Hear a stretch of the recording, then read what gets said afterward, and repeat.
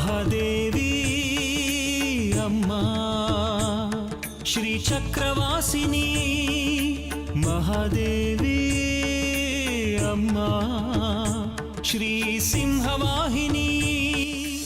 ಯಾರಿಗೂ ಗೊತ್ತಾಗ್ದಿರೋ ಹಾಗೆ ಶ್ರೀಚಕ್ರನ ಲಪ್ಟಾಯಿಸೋದಕ್ಕೆ ನಾವು ಮಾಡಿರೋ ಸಂಚು ವಿಫಲ ಆಗೋಯ್ತು ವಿರೂಪಾಕ್ಷ.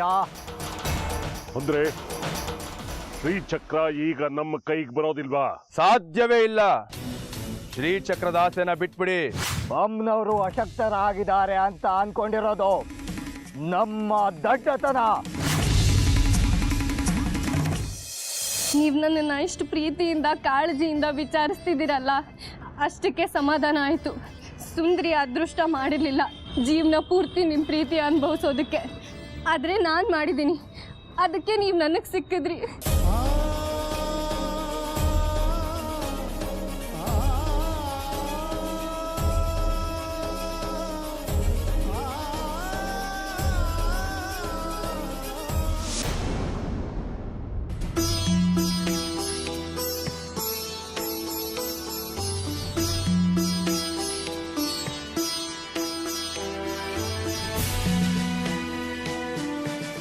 ಬಂಗಾರಿ ವಿಷಯಕ್ಕೆ ಬಂದಿರೋ ದುಃಖ ಇದು.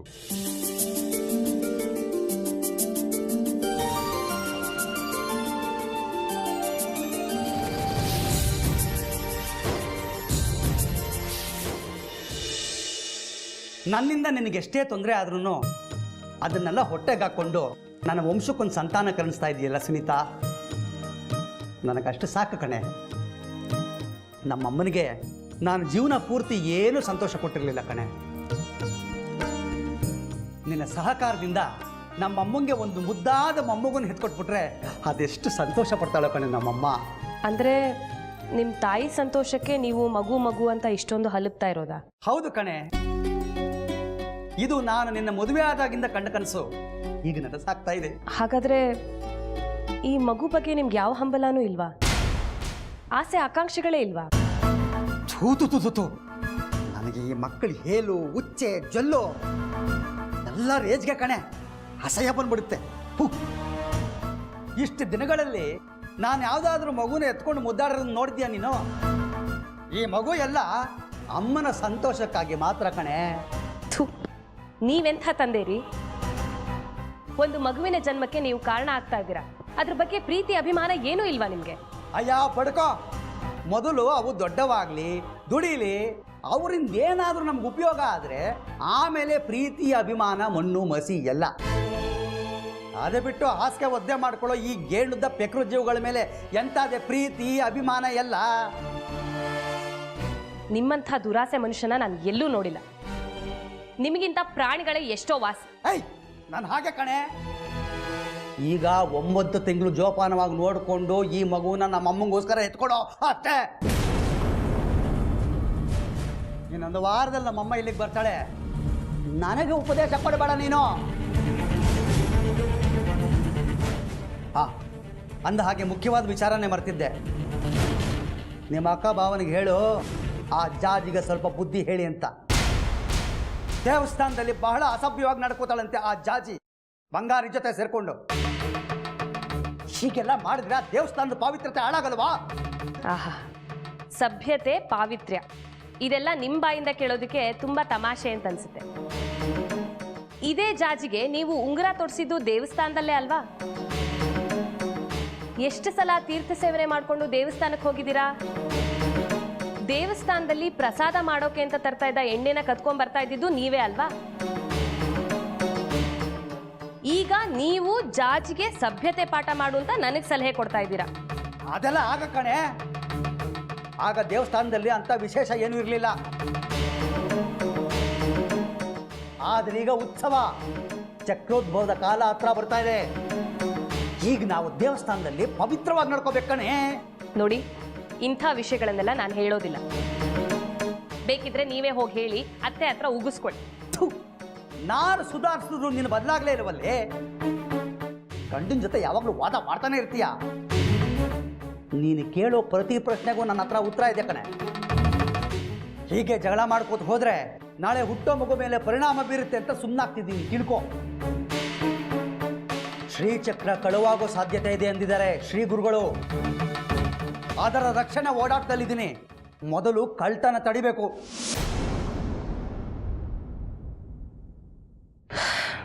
ಇಂಥ ಪ್ರಾಣಿಗಳನ್ನು ಸೃಷ್ಟಿಸಿದೆಯಲ್ಲ ತಾಯಿ. ಇನ್ನು ನನ್ನ ಹೊಟ್ಟೆಲಿ ಹುಟ್ಟೋ ಮಗು ಅದು ಯಾವ ಅವತಾರ ತಾಳುತ್ತೋ ಈ ಗುಣಗಳೆಲ್ಲ ಇವರಿಗೆ ಮುಗಿದ್ರೆ ಸಾಕು. ನನ್ನ ಹೊಟ್ಟೆಲಿ ಹುಟ್ಟೋ ಮಗುಗೆ ಒಳ್ಳೆ ಬುದ್ಧಿ ಕೊಡಮ್ಮ.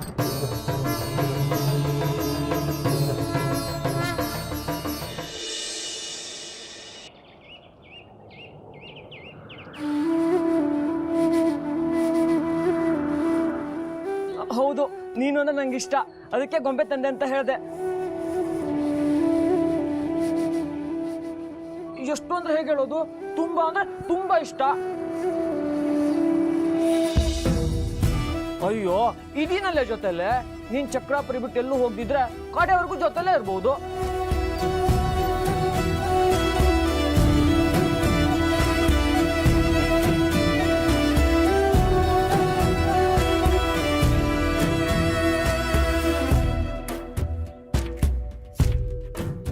ನೀ ನನ್ನ ಮದುವೆ ಆಗ್ತೀಯೇನೆ?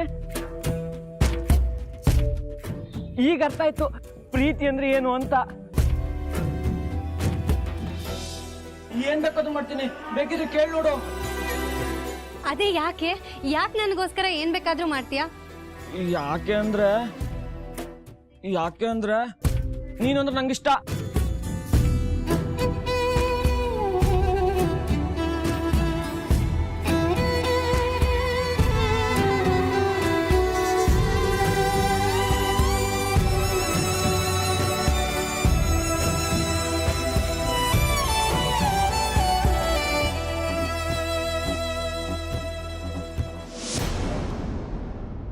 ನಿನ್ನ ವಯಸ್ಸಿನ ಸಂದಿಗ್ಧ ನಂಗೆ ಅರ್ಥ ಆಗತ್ತೆ ಮಗಳೇ.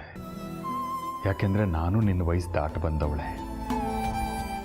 ಆದರೆ ಆಗ ನಮ್ಮ ಮನಸ್ಸಿನ ಭಾವನೆಗಳನ್ನು ನಾವು ಹೇಳ್ಕೊಳಕ್ಕಾಗ್ತಿರ್ಲಿಲ್ಲ. ಮನಸ್ಸಲ್ಲೇ ಅದು ಮಿಟ್ಕೋತಿದ್ವಿ. ಸಂಪ್ರದಾಯ ಕಟ್ಟುಪಾಡುಗಳು ಮನಸ್ಸಿನ ಮಾತನ್ನು ಹೇಳೋಕೆ ಬಿಡ್ತಿರ್ಲಿಲ್ಲ. ಏನು ಹೇಳ್ತಿದ್ದೀರಾ ಅಪ್ಪ? ನನಗೆಲ್ಲ ಗೊತ್ತಾಗುತ್ತೆ ಮಗಳೇ. ಇದರಲ್ಲಿ ಖುಷಿನೂ ಇದೆ, ದುಃಖನೂ ಇದೆ. ಬದುಕಲ್ಲಿ ಇದೆಲ್ಲ ಸಹಜ. ಎಲ್ಲ ಎರಡೆರಡು ದಿನ ಅಷ್ಟೇ. ಆದರೆ ಒಂದು ತಿಳ್ಕೊ ಮಗಳೇ, ಬದುಕು ನಾವು ಅಂದ್ಕೊಂಡ ಹಾಗೆಲ್ಲ ನಡೆಯೋಲ್ಲ. ವಿಧಿ ನಡೆಸಲ್ಲ. ಹೆಚ್ಚಿನ ಸಮಯ ಅದರಲ್ಲಿ ನಿರಾಸೆನೇ ಹೆಚ್ಚು. ಆಗ ಇದನ್ನು ನಾವು ಎಷ್ಟು ಸುಲಭವಾಗಿ ಒಪ್ಕೋತೀವೋ ಅಷ್ಟು ನಮಗೆ ಒಳ್ಳೆಯದು. ಇಲ್ಲದೇ ಇದ್ದರೆ ಬದುಕು ಕಷ್ಟ. ದೇವರು ಕೊಟ್ಟಿದ್ದನ್ನು ಒಪ್ಕೊಂಡ್ಬಿಟ್ರೆ ಸುಲಭ, ಸರಳ. ಇಲ್ಲದೇ ಇದ್ದರೆ ಬದುಕೆ ದುರ್ಬರ, ಕಷ್ಟ.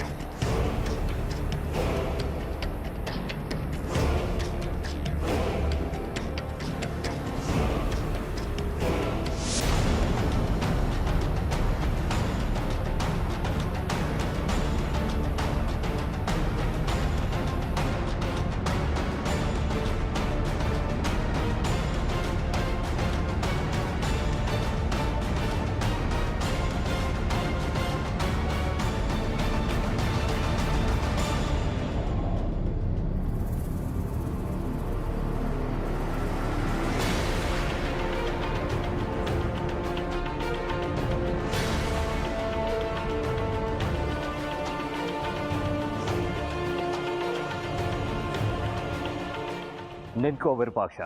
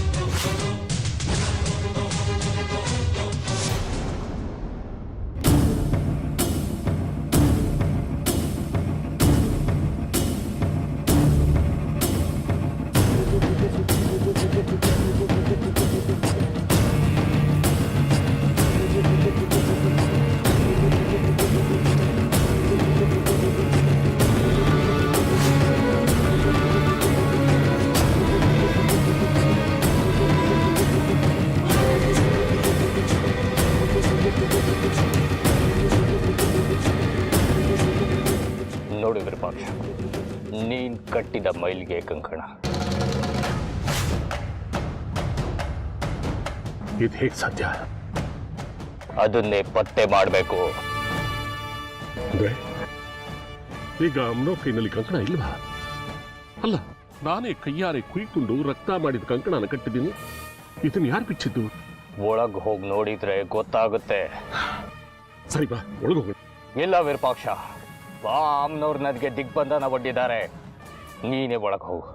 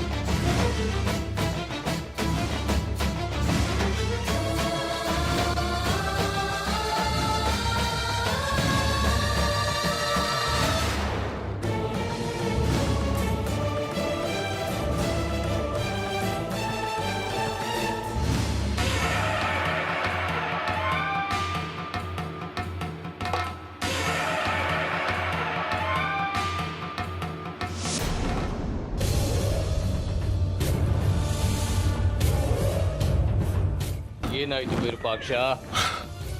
ಅಮ್ಮನವ್ರ ಕೈನಲ್ಲಿ ಕಂಕಣ ಇದೆಯಾ ಇಲ್ವಾ ನೋಡೋಣ ಅಂತ ಹೋದೆ. ಒಳಕ್ಕೆ ಹೋದೆ, ಅಮ್ಮನವ್ರ ಕೈ ನೋಡಿದೆ, ಕಂಕಣ ಅಲ್ಲೇ ಇತ್ತು. ಅದು ಯಾವುದು ಕಂಕಣ ಅಂತ ನೋಡೋಣ ಅನ್ನೋಷ್ಟರಲ್ಲಿ ಒಂದು ಪ್ರಖರವಾದ ಬೆಳಕು ಬಂತು. ಕಣ್ಣೇ ಬಿಡೋದಕ್ಕಾಗಲಿಲ್ಲ. ಏನು ಮಾಡಬೇಕು ಅಂತ ತೋರಿಸಿ ಹೊರಗಡೆ ಬಂದಂತೆ. ಕಡ್ಕೆ, ನೀನು ಬಾ, ಹೋಗಿ ನೋಡೋಣ.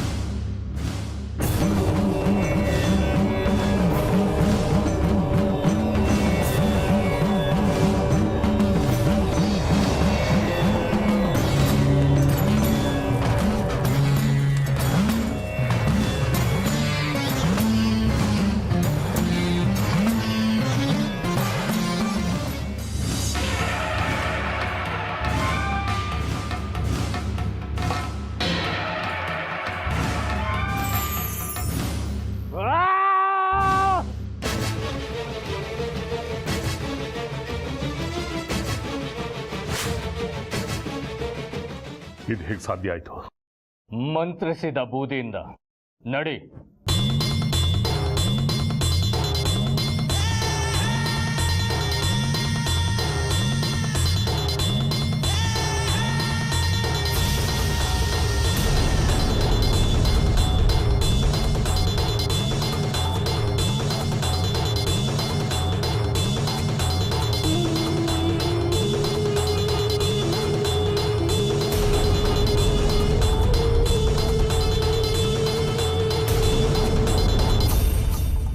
ನೀನ್ ಕಟ್ಟಿದ ಕಂಕಣ ಅದೇನಾ ವಿರೂಪಾಕ್ಷ?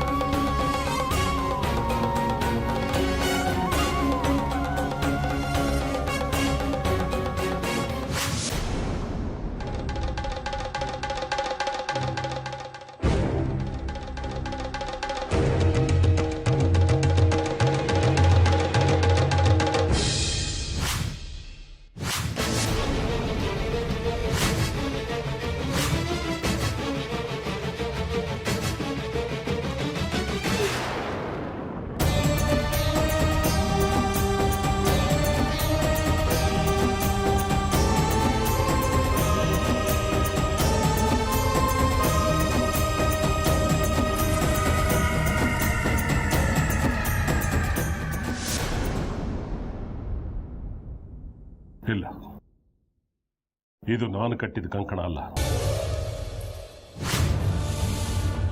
ಬೇರೆ ಯಾರೋ ಕಟ್ಟಿದ ಕಂಕಣ. ನಮ್ಮ ಎಲ್ಲ ಉಪಾಯಗಳು ಹಾಳಾಗೋಗ್ತಿದೆ ವಿರೂಪಾಕ್ಷ. ನಾನು ಅನ್ಕೊಂಡಿದ್ದೆ ಸರಿ. ಈ ನಿನ್ನ ಅಮ್ಮನವರು ಪ್ರತಿನಿತ್ಯ ಹೋಮ ಹವಿಸ್ಸುಗಳನ್ನು ಸ್ವೀಕರಿಸ್ತಿದ್ದಾಳೆ.